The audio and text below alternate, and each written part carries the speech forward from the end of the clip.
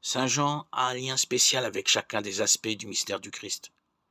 L'apôtre qui, au cours de la dernière scène, reposa sur la poitrine du Seigneur, qui reçut Marie pour mère au pied de la croix et qui fut le premier des disciples à croire en la résurrection, peut être considéré comme le théologien du mystère pascal.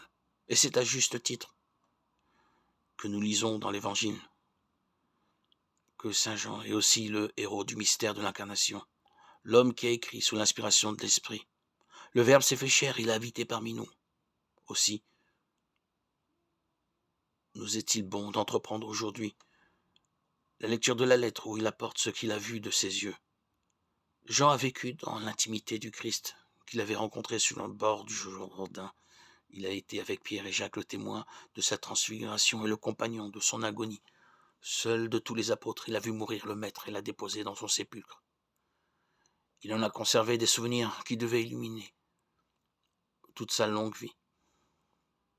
Il y a découvert avec éblouissement que Dieu est amour et que le commandement du Seigneur consiste dans l'amour.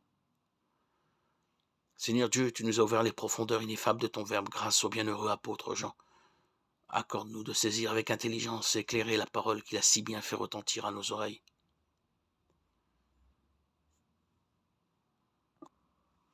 Heureux l'apôtre, à qui furent révélés les secrets du ciel. Par lui se répandit sur toute la terre la parole de vie.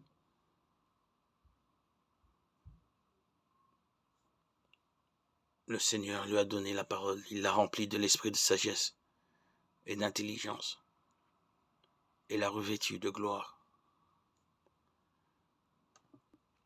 Bien-aimés, ce qui était depuis le commencement, ce que nous avons entendu, ce que nous avons vu de nos yeux, ce que nous avons contemplé, et que nos mains ont touché du Verbe de vie, nous vous l'annonçons.